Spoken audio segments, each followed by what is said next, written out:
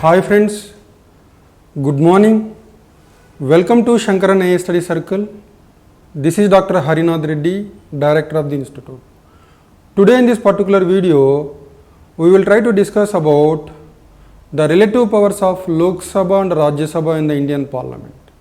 So if you compare the position of Rajya Sabha in India with that of Lok Sabha, it almost enjoys equal powers like that of Lok Sabha. There are certain powers which are exclusively conferred on Rajya Sabha. Similarly, there are certain powers which are exclusively conferred on Lok Sabha, and there are certain powers on which both Lok Sabha and Rajya Sabha they enjoy almost equal powers. So we can say that in India, Rajya Sabha is not a very weak chamber. It is almost as strong as the Lok Sabha. And if you compare the position of Indian Rajya Sabha with upper house in UK and America, for example, if you take Lok Sabha versus Rajya Sabha, Lok Sabha versus Rajya Sabha, comparing the powers of Lok Sabha and Rajya Sabha. Comparing the powers of Lok Sabha and Rajya Sabha. So if you take America, United States of America, the American Parliament is bicameral. The upper house is called American Senate. The upper house is called American Senate. The lower house is called House of Representatives. So American Parliament is bicameral. Upper house is known by the name American Senate. Lower house is known by the name House of Representatives.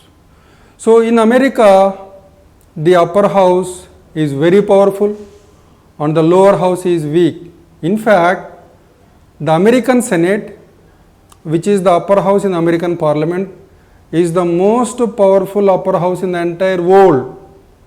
Among all the upper houses in the world, it is the American Senate which is very powerful. Among all the lower houses in the world, it is the House of Representatives, which is the lower house in the American Parliament, which is the weakest lower house in the world. So this is the position in America. Then if you take United Kingdom, UK,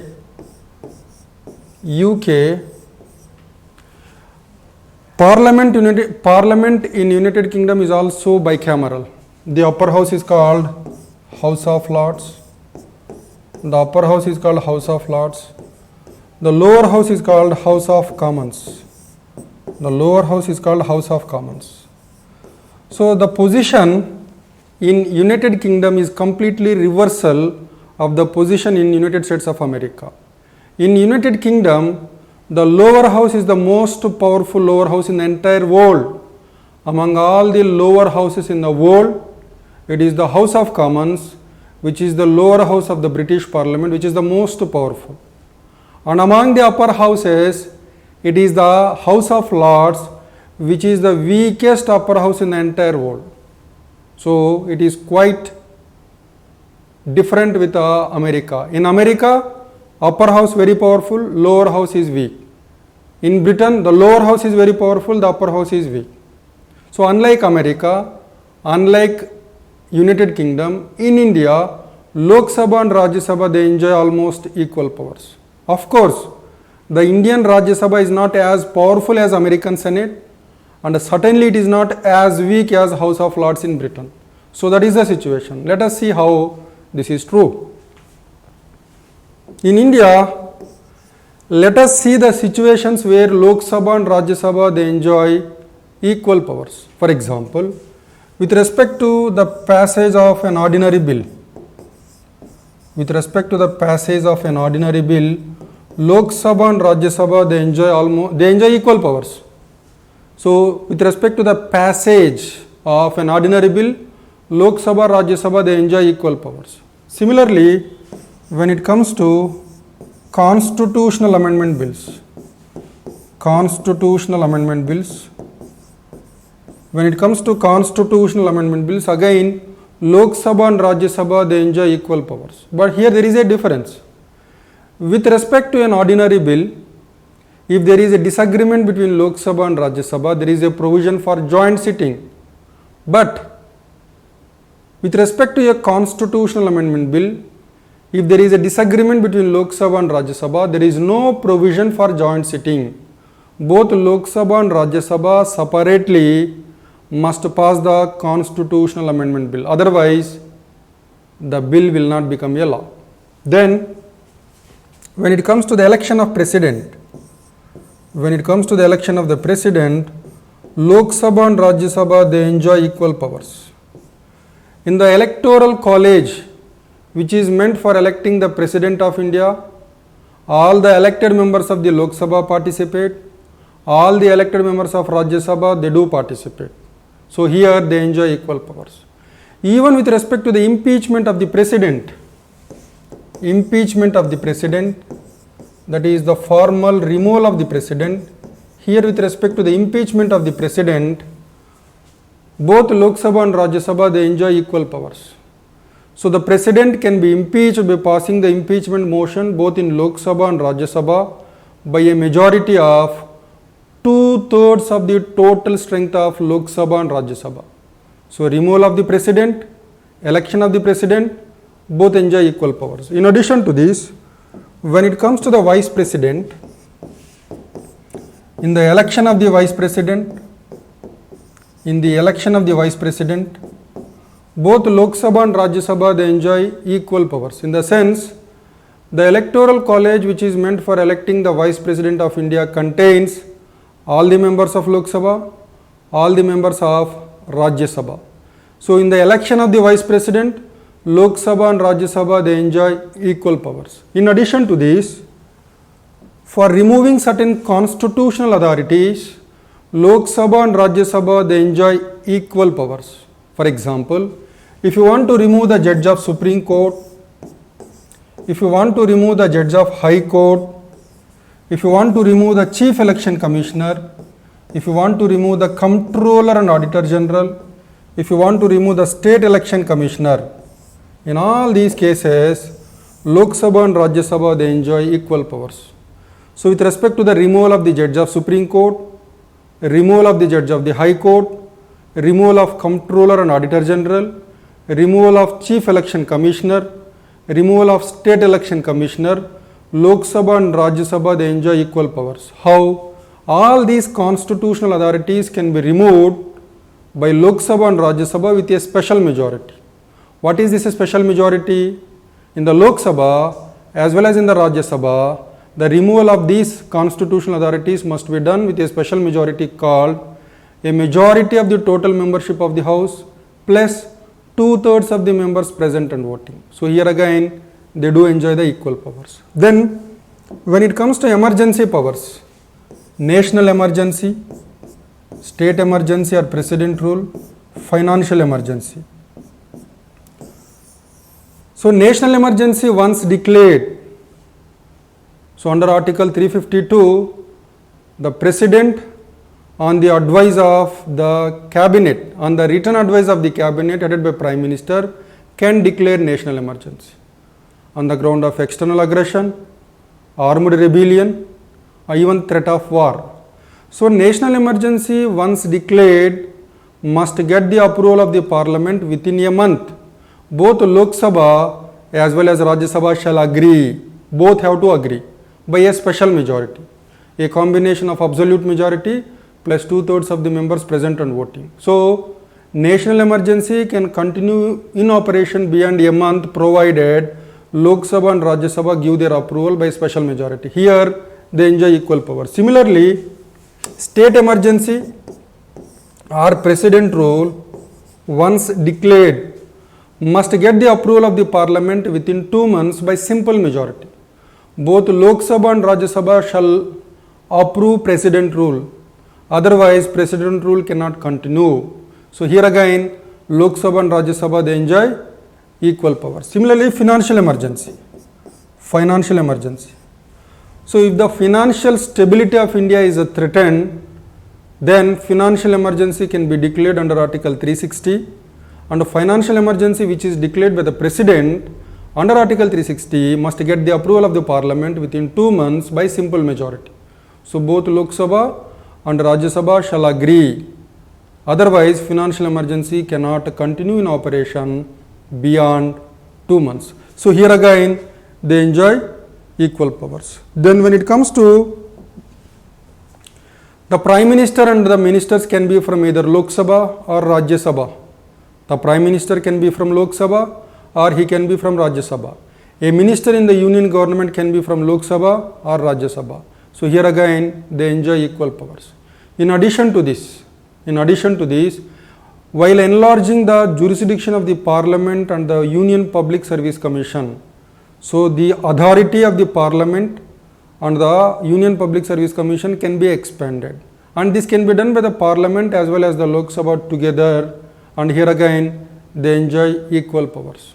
When it comes to considering the reports of the constitutional authorities like CAG, UPSC, Finance Commission, etc., here again Lok Sabha and Rajya Sabha, they enjoy equal powers.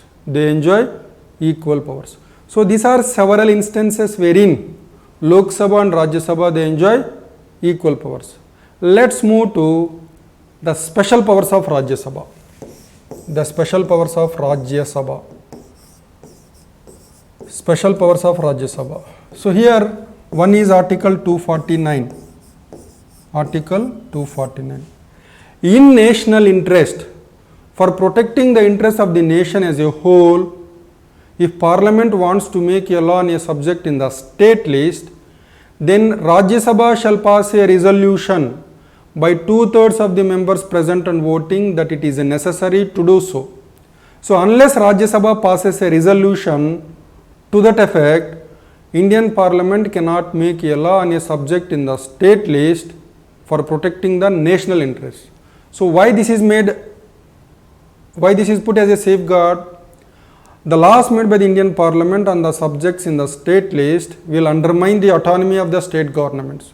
Unless there is a compelling reason, Parliament shall not encroach into the areas which are given to the states. State list, which is list 2, it is given to the states. So if the Parliament wants to enter into this area, there shall be a compelling reason. Here what is the compelling reason? National interest.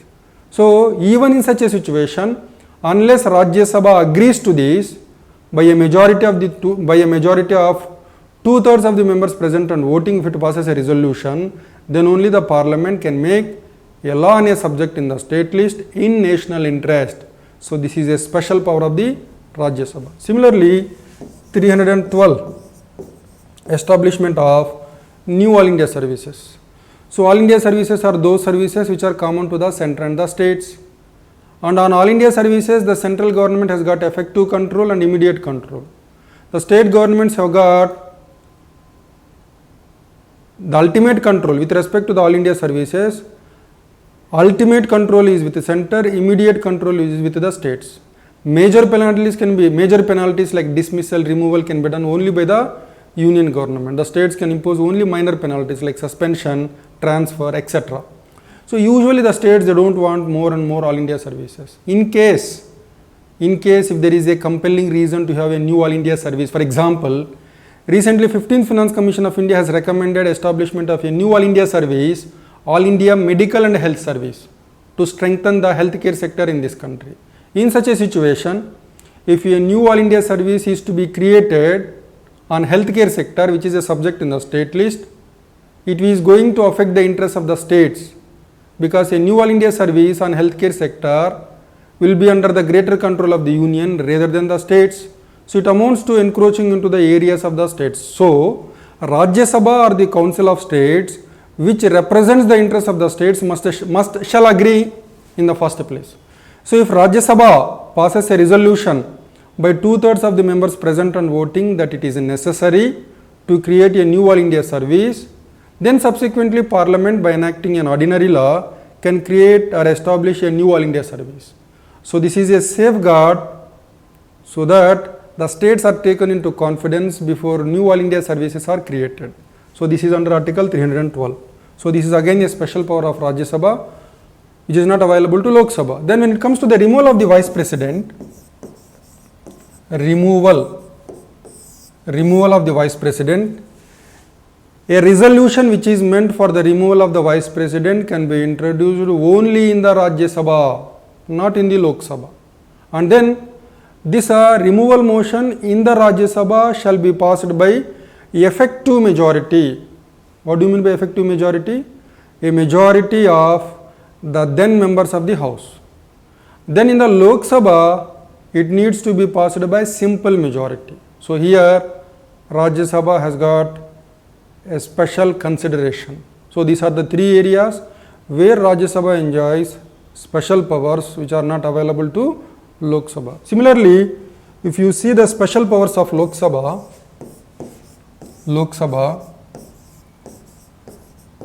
with respect to money bill, Lok Sabha has got larger powers. A money bill can be introduced only in the Lok Sabha but not in the Rajya Sabha. And with respect to a money bill, Rajya Sabha cannot amend the money bill, it cannot reject a money bill. Similarly, with respect to voting of demand for grants, with respect to voting of demand for grants, with respect to voting of demand for grants, again this power is given to Lok Sabha and not available to Rajya Sabha. And there are three motions with respect to voting of demand for grants: economy cut motion, policy cut motion, token cut motion. With respect to these three motions can be introduced only in the Lok Sabha but not in Rajya Sabha. That's again a special privilege of Lok Sabha. Similarly, national emergency, I told that under Article 352, national emergency can be declared on the ground of external aggression, threat of war and armed rebellion. So this national emergency needs to be approved by the parliament by a special majority within a month, and then it will come into operation. While national emergency is in operation, if it needs to be discontinued, it can be discontinued if Lok Sabha passes a resolution to that effect by simple majority. So Rajya Sabha doesn't have any power to discontinue national emergency, but Lok Sabha was given the power to discontinue national emergency by passing a resolution through simple majority. So this is a safeguard which is inserted through 44th Constitutional Amendment Act of 1978.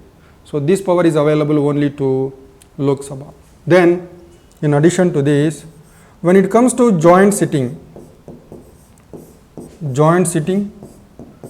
it is the Speaker of Lok Sabha who presides over the joint sitting of the parliament. So if there is a disagreement between Lok Sabha and Rajya Sabha with respect to the passage of an ordinary bill, there will be a provision for joint sitting, and this joint sitting will be presided by the Speaker of Lok Sabha. Usually the Lok Sabha will have a greater advantage in the joint sitting because of its numerical strength compared to Rajya Sabha. Similarly, whether a bill is a money bill or not, the decision of the Speaker is final. With respect to a bill which is introduced in the parliament, whether it is a money bill or not, with respect to this, the final power is given to the Speaker of Lok Sabha. Then in addition to this, when it comes to confidence motion or no confidence motion is a motion introduced by the government in power to prove that it has majority in the lower house. No confidence motion is a motion introduced by the opposition to prove that the government doesn't have majority in the lower house. So with respect to the passage of confidence motion or no confidence motion, Lok Sabha alone has the power, Rajya Sabha doesn't have the power because of the nature of democracy. Indian democracy is an example for parliamentary democracy. One of the important principles of parliamentary democracy is the collective responsibility of the cabinet headed by Prime Minister to the lower house. So these are the situations where Lok Sabha enjoys special powers. But we can conclude saying that Rajya Sabha, which is the upper house in India, is not as weak as the House of Lords in United Kingdom, which is the upper house. And similarly, it is not as strong as the American Senate, which is the upper house in the American Parliament. So, in most of the cases, Lok Sabha and Rajya Sabha, they enjoy equal powers. Then, what is the utility of Rajya Sabha in India? Remember, Indian Constitution is federal. Indian Constitution is federal. In all the countries with the federal constitutions, there are certain requirements. There are certain requirements to call a constitution as federal. One of the requirements is bicameral parliament. In all the countries with a federal constitution, the national parliament shall be bicameral. There shall be two houses. That is the reason why Indian parliament is also bicameral, because Indian constitution is federal. So, in the national parliament, the upper house protects the interests of the state governments. Same is the case in America, American Senate. American Senate, the states are represented, all the 50 states in United States of America, they are represented in the American Senate. Of course, there is equal representation there, but in India, the states are unequally represented in the Rajya Sabha. So, the purpose of an upper house in a federal constitution in the national parliament is to protect the interests of the state governments. So, that is one important function carried by Rajya Sabha. In addition to this, the hasty legislations passed by the Lok Sabha can be checked by the Rajya Sabha. In addition to this, experts who cannot be elected directly through elections can be made members of Rajya Sabha through nomination by the Indian President on the advice of the Union Government. So, these are the useful functions served by Rajya Sabha, which is the second chamber, which is the upper chamber in the Indian Parliament. So, that is it about the relative powers of Lok Sabha and Rajya Sabha, and that is it for today. Thank you.